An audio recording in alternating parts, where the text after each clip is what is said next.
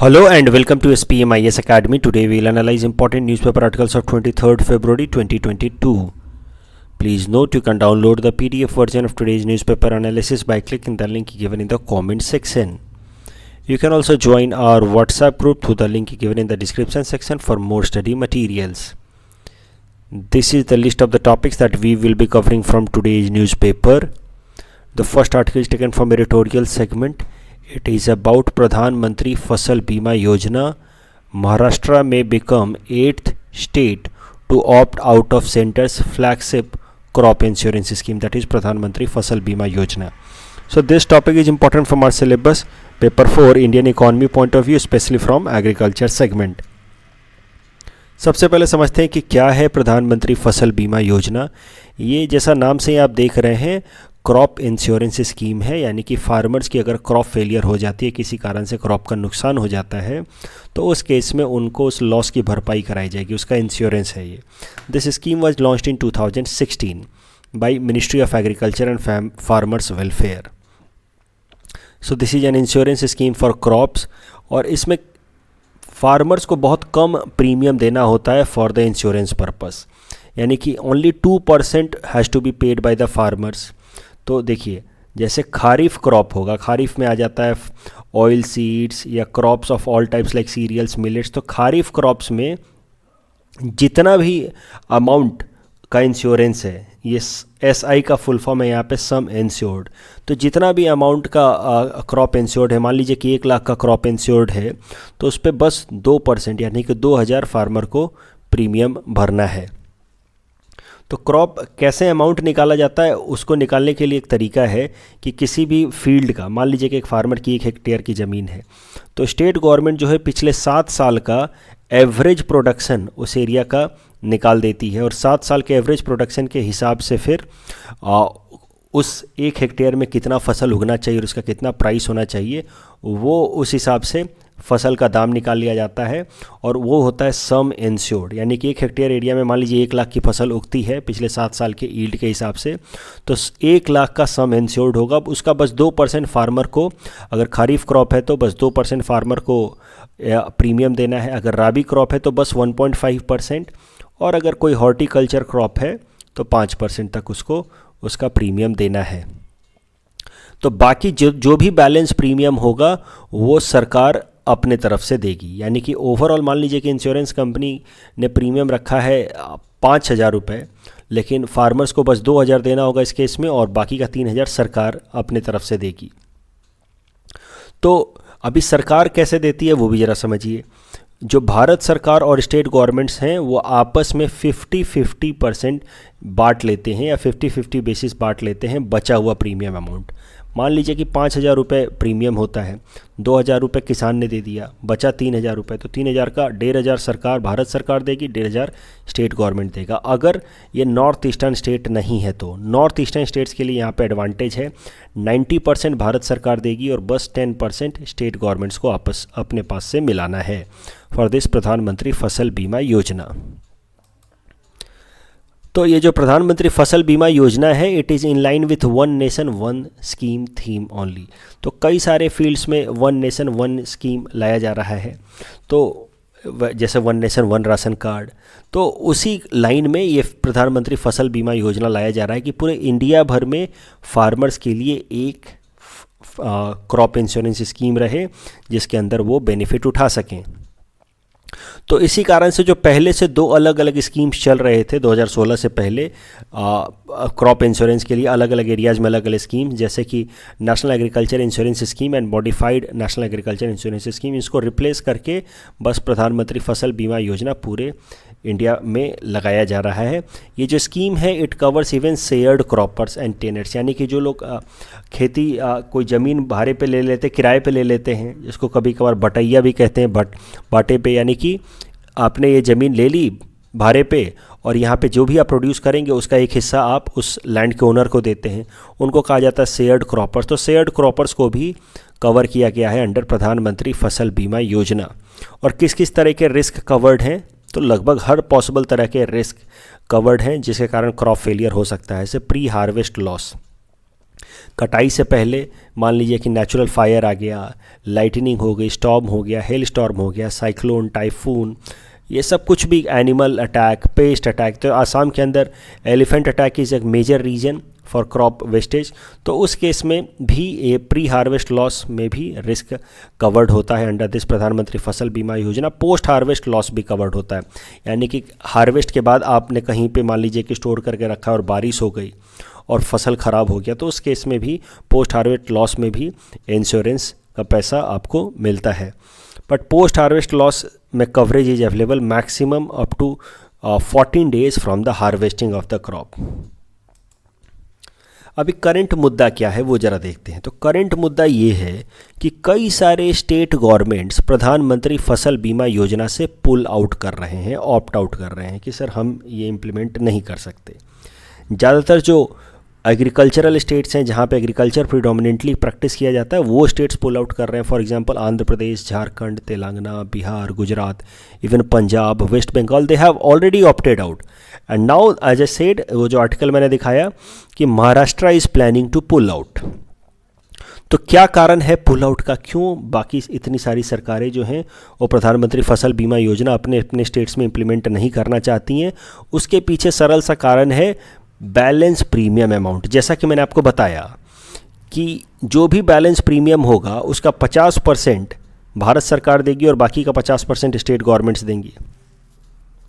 अब state governments कह रही हैं कि ये जो बैलेंस प्रीमियम अमाउंट है 50%, वो पे करने की उनकी फाइनेंशियल स्टेटस है नहीं।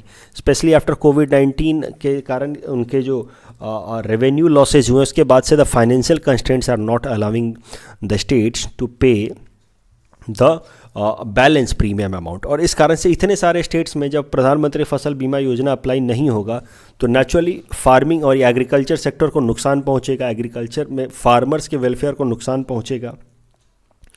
और जब इतने सारे स्टेट्स पुल आउट कर रहे हैं तो इस बात का ध्यान रखते हुए भारत सरकार ने एक अलग से पैनल कॉन्स्टिट्यूट किया है, एक सेपरेट कमेटी का कॉन्स्टिट्यूशन किया है, जिसको ये काम दिया गया है कि वो स्टडी करें कि इसका क्या सॉल्यूशन हो सकता है। स्टेट गवर्नमेंट्स की कैपेबिलिटीज़ नहीं है, लेकिन फार्मर्स को इंश्योरेंस भी देना है if we have to sustain agriculture and help farmers and augment their income, specially if you have to meet the target of doubling farmers income.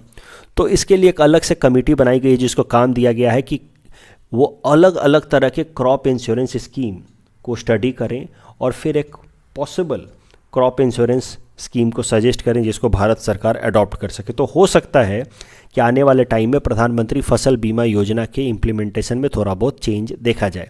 तो एक जो मॉडल, क्रॉप इंश्योरेंस मॉडल, जो सबसे ज़्यादा डिस्कशन में हो रहा है कि उसको हमें अडॉप्ट कर लेना चाहिए प्रधानमंत्री फसल बीमा योजना के जगह पे, वो है बीड मॉडल। तो Beed is a place, Beed is a district in place in Maharashtra. वहाँ पे महाराष्ट्र सरकार एक मॉडल अप्लाई कर रही है to ensure crops of farmers. तो बीड मॉडल, उसमें क्या है ज़रा देखते हैं। तो बीड मॉडल को परहैप्स भारत सरकार भी अडॉप्ट कर ले। तो ये जो पैनल है वो इस बीड मॉडल को स्टडी कर रही है। तो देखते हैं बीड मॉडल में है क्या। अभी तक तो प्रधानमंत्री फसल बीमा योजना अपने हिसाब से चल रहा है 2% for this kharif to 1.5 for rabi, लेकिन अब हो सकता है कि बीड मॉडल को स्टडी करा जा रहा है और उसको इम्प्लीमेंट किया जाए इन प्लेस ऑफ प्रधानमंत्री फसल बीमा योजना। है क्या, देखते हैं ये बीड मॉडल। इसमें कैसा है कि there will be cap on profit of insurance company. तो एक इंश्योरेंस कंपनी कितना प्रॉफिट ले सकती है उस पर एक सीलिंग लिमिट लगाई जाएगी कि भाई आप 1 लाख पे 10,000 से ज़्यादा या 8,000 से ज़्यादा प्रॉफिट नहीं ले सकते। उसके अलावा अगर मान लीजिए कि एक फार्मर का इंश्योरेंस हुआ है बस 1 लाख का, लेकिन उसको लॉस हो जाता है 1.5 लाख का, तो जो भी डिफरेंस अमाउंट होगा that will be paid by the state government. तो state government pays the bridge amount if the claims exceed the insurance cover. तो मान लीजिए कि हर एक इंश्योरेंस कंपनी को पहले तो उनके प्रॉफिट पे लिमिटेशन लगा दिया गया। उसके अलावा अगर किसी फार्मर का लॉस ज़्यादा हो जाता है तो स्टेट गवर्नमेंट उसको कवर करेगी।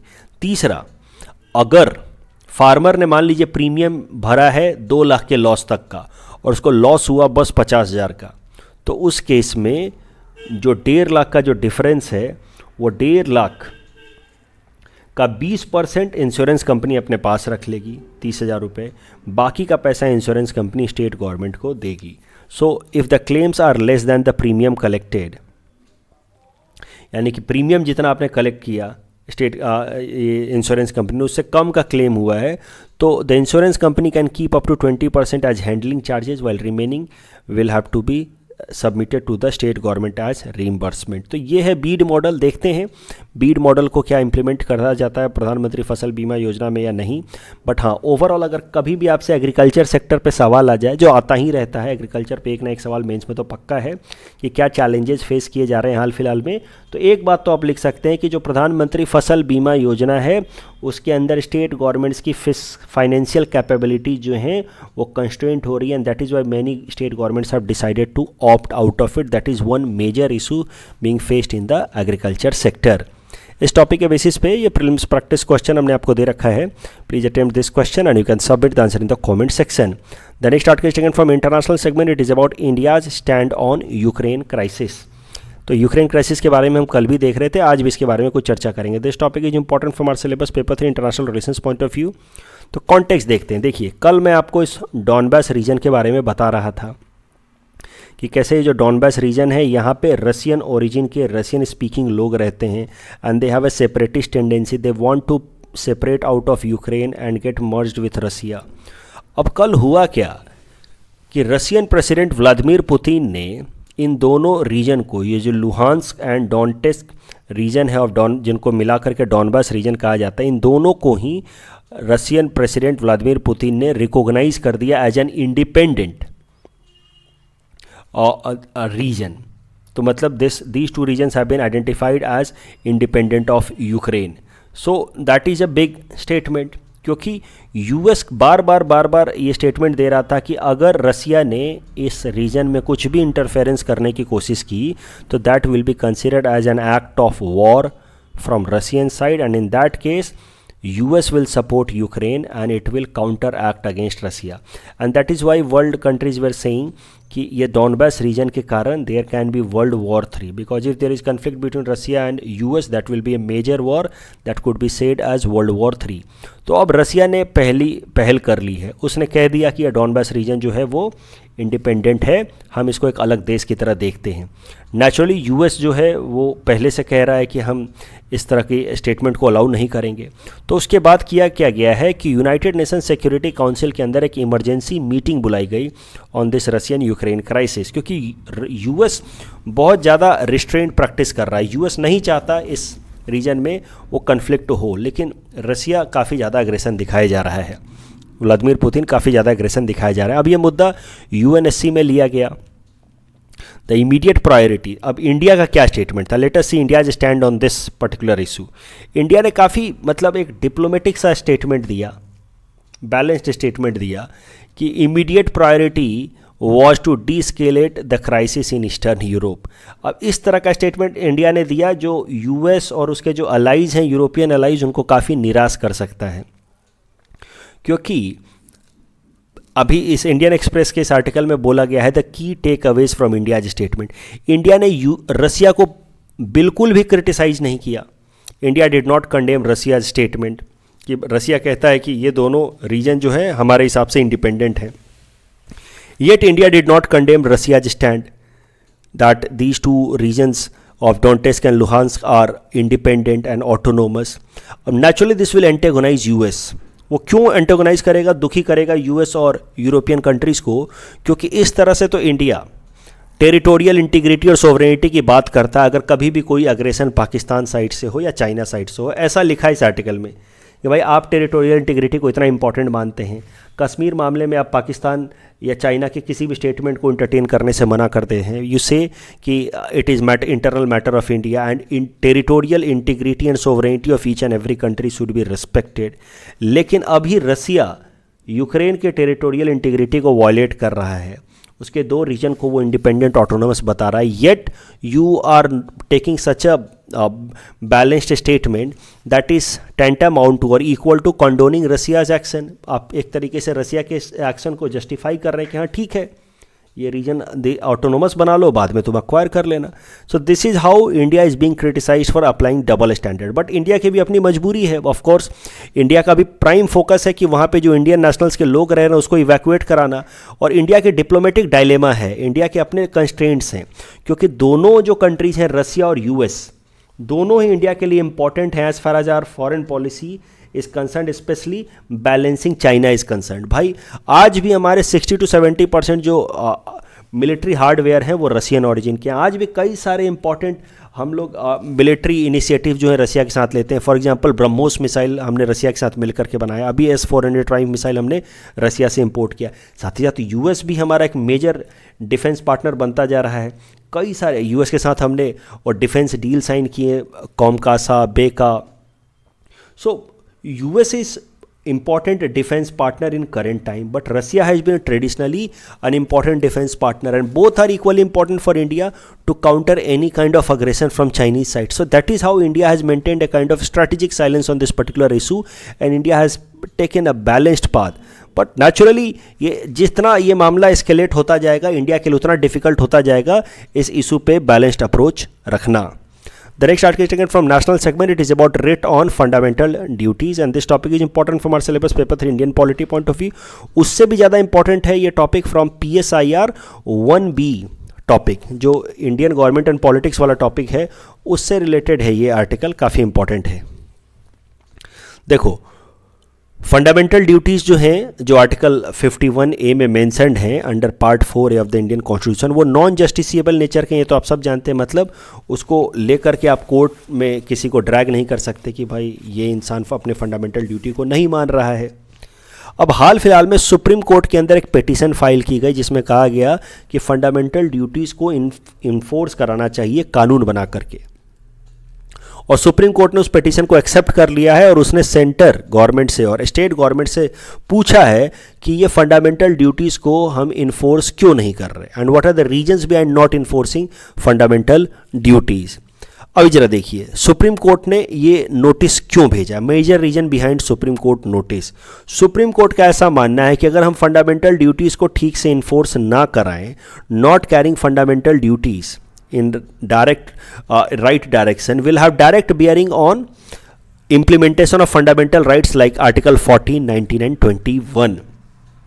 तो अगर लोग अपने फंडामेंटल ड्यूटीज़ ठीक से नहीं मानेंगे तो article 14 right to equality, article 19 different kinds of freedom and article 21 right to life, इनका ठीक से इम्प्लीमेंटेशन संभव नहीं है। ठीक है, अभी और मैं एक आपको बात बताऊंगा, फिर आप इस चीज़ को जोड़ पाएंगे कि राइट्स एंड ड्यूटीज़ आर को रिलेटिव। ये वैसे भी आप पढ़ चुके होंगे एथिक्स में कई दफ़ा, आज भी एथिक्स मेंस में इस तरह का सवाल आया था। So rights and duties are inter related. Duties without rights are meaningless and rights without duties are hollow. So Supreme Court का मानना है कि अगर फंडामेंटल ड्यूटीज़ को ठीक से ना इम्प्लीमेंट किया जाए तो ये सारे राइट जो हैं वो हॉलो हो जाएंगे। उसके अलावा सुप्रीम कोर्ट का ये भी मानना है कि बहुत सारे फंडामेंटल ड्यूटीज़ ओपनली फ्लाउट किए जाते हैं, वायलेट किए जाते हैं, इवन बाय गवर्नमेंट ऑफिसर्स। अब जरा देखिए सुप्रीम कोर्ट, ये जो पिटीशन फाइल किया गया है सुप्रीम कोर्ट में, उसमें सुप्रीम कोर्ट के ही एक जजमेंट को मेंशन किया गया है। ये काफ़ी इंपॉर्टेंट जजमेंट हो जाता है, ध्यान से सुनिएगा, मेंस में काफ़ी काम आएगा। रंगनाथ मिश्रा जजमेंट में सुप्रीम कोर्ट ने कहा था कि fundamental duties should not only B enforced bye legal sanctions but also by social sanctions. मतलब कि भाई फंडामेंटल ड्यूटीज़ को सरकारों को धीरे धीरे इम्प्लीमेंट करना चाहिए कानून बना करके, और उसके अलावा समाज में भी लोगों को इसको मानने के लिए एक तरह का स्टैंडर्ड सेट करना चाहिए। सोशल सैंक्शंस मतलब समाज में किस तरह का नॉर्म हो कि लोग अपने आप फंडामेंटल ड्यूटीज़ को माने। जैसे साइंटिफिक टेम्पर की बात है, respecting dignity and modesty of women की बात है, तो ये सब समाज में इस तरह का नॉर्म हो कि अपने आप से झंडे को रेस्पेक्ट करने की बात है। समाज में इस तरह का स्टैंडर्ड हो कि लोग अपने आप ही सोशल सैंक्शंस इसको माने, और कुछ हद तक लीगल सैंक्शंस भी लगाना चाहिए ताकि फंडामेंटल ड्यूटीज़ फॉलो हो। ऐसा रंगनाथ मिश्रा जजमेंट में सुप्रीम कोर्ट ने कहा, और सुप्रीम कोर्ट ने यह भी कहा कि राइट्स एंड ड्यूटीज़ आर को रिलेटिव। बिना राइट्स के लोग अपनी ड्यूटीज़ पूरा नहीं कर सकते, और बिना ड्यूटीज़ के लोगों को उनके राइट्स देना बेकार है। सो राइट्स एंड ड्यूटीज़ पर अक्सर सवाल आते रहते हैं, एथिक्स में तो खूब ही आता है कि rights without duties and duties without rights, तो वहाँ पे आप सुप्रीम कोर्ट के जजमेंट को लिख सकते हैं, रंगनाथ मिश्रा जजमेंट। अभी कुछ बेसिक फैक्चुअल इन्फॉर्मेशन देख लेते हैं कि फंडामेंटल ड्यूटीज़ हमारे कॉन्स्टिट्यूशन में आया कैसे। आपको पता है कि originally this was not part of our constitution. 42nd amendment act 1976 करके इसको हमारे कॉन्स्टिट्यूशन में ऐड किया गया on recommendation of Swaran Singh committee. It was incorporated as part 4A of Indian constitution in article 51A. Starting में 10 फंडामेंटल ड्यूटीज़ ऐड किए गए थे, बाद में एक और ऐड कर दिया गया as a result of 86th amendment act. तो टोटल 11 फंडामेंटल ड्यूटी हो गए हैं. ये जो कॉन्सेप्ट है फंडामेंटल ड्यूटी का, that was taken from USSR. अभी IGP यानी कि PSIR के 1B सेक्शन के लिए एक टॉपिक इंपॉर्टेंट है.